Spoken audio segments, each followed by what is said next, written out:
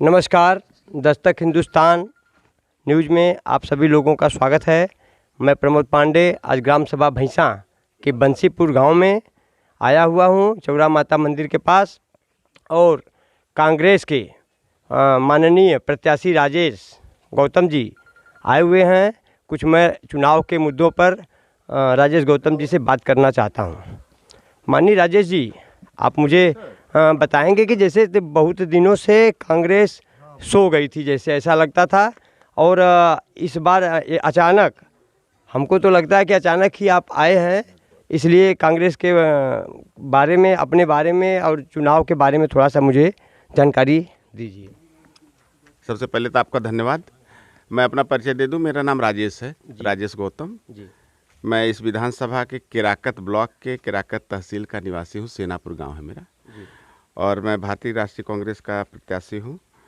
और ये आप सही बोल रहे हैं कि लचर हो गई थी, उसमें कई चीज़ें थी। यदि कांग्रेस पार्टी को कमज़ोर करने के लिए हम जैसे, आप जैसे किसानों का, आम करदाताओं का पैसा ले करके कांग्रेस पार्टी को बदनाम करने की कोशिश की जा रही है, तो निश्चित तौर पे वो कमज़ोर होगी। जहाँ तक लोगों के दिलों की बात है, तो कांग्रेस पार्टी लोगों के दिलों पे राज करती है, उसमें कभी कमज़ोर नहीं हुई। क्योंकि हमारे जितने भी यहाँ पे बुजुर्ग, हमारे नौजवान साथी बैठे हुए हैं, सबके दिलों में कांग्रेस राज करती है, इसलिए आज यहाँ पे बैठे हुए हैं। तो कमज़ोर नहीं हुई थी। हाँ, कुछ संगठनात्मक ढांचे में इधर उधर बदलाव हुआ था, उसका कुछ बुरा प्रभाव पड़ा था, और कोई ऐसी बात नहीं जी। और जैसे इस समय हम बता रहे हैं कि जो प्रियंका जी की रैली हुई थी, उस रैली से तो हर पार्टियों में घबराहट सी पैदा हो गई है। इसके बारे में आपका क्या कहना है? निश्चित तौर पे प्रियंका दीदी ने यहाँ पे न तो चर्बी की बात की है, न गर्मी की बात की है। प्रियंका दीदी ने भर्ती की बात की है। तो निश्चित तौर पे आज हमारे नौजवानों की जो सबसे बड़ी आज समस्या है नौजवानों की, वो है भर्ती। हमारे प्रदेश में 10 लाख सरकारी पद खाली हैं, उसमें भर्ती न होने की वजह से हमारे नौजवान साथी सड़क पे हैं।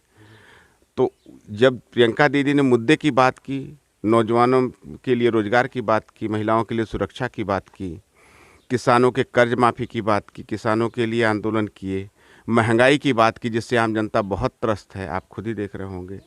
तो निश्चित तौर पे जब मुद्दे की बात होगी तो आम जनता का समर्थन मिलता है, और प्रियंका दीदी को हर जगह खूब प्यार और समर्थन मिल रहा है। ठीक है राजेश गौतम जी। और हम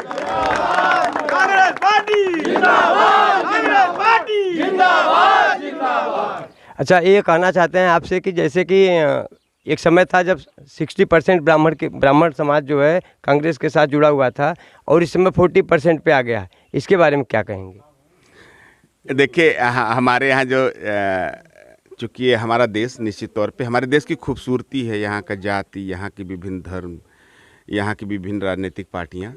तो निश्चित तौर पे प्रतिनिधित्व घटा बढ़ा, इसका हमारा शीर्ष नेतृत्व ख्याल करता है। हम एज ए प्रत्याशी इसके बारे में बहुत ज़्यादा कुछ नहीं बोल पाए। अच्छा, ये कह रहे हैं कि जैसे मैं माता जी के दरबार में आप बैठे हुए हैं, माता जी की कृपा होगी तो आप अगर विधायक बन गए, तो विधायक बनने के बाद आप इस क्षेत्र के लिए, केराकत विधानसभा के लिए क्या क्या सोच कर आए हैं?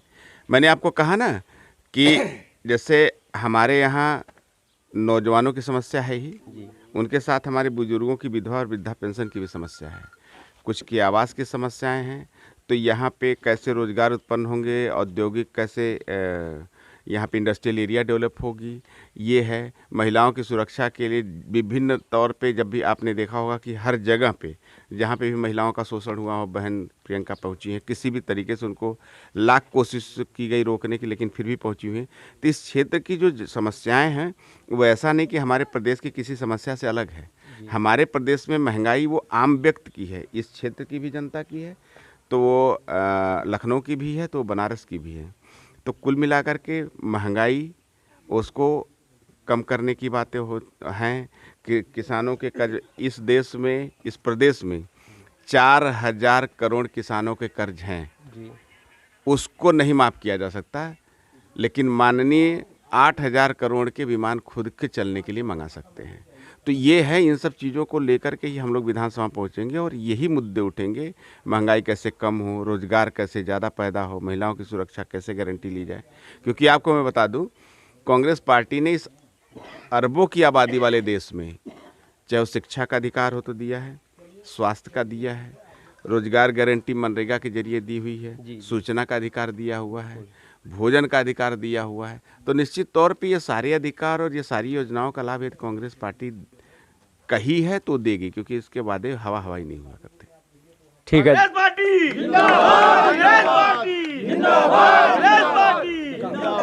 ये कही जाती है आज की डेट में कि हमारा विधायक हुआ और हमारे क्षेत्र में आया नहीं। जी बिल्कुल।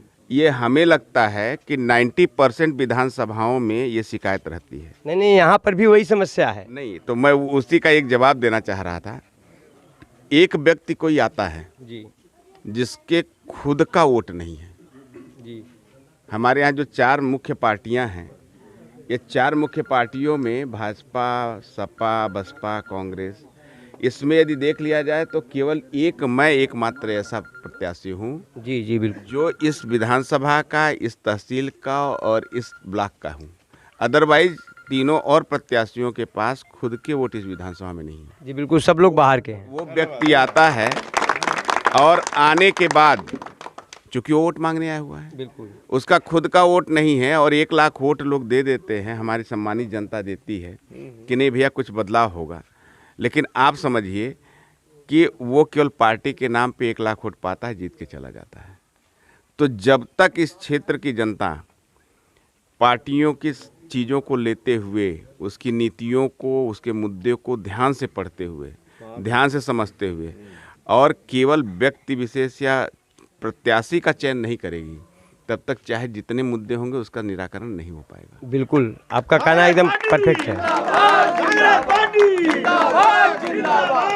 ठीक है, धन्यवाद। तो मैं दस्तक हिंदुस्तान न्यूज़ से प्रमोद पांडे।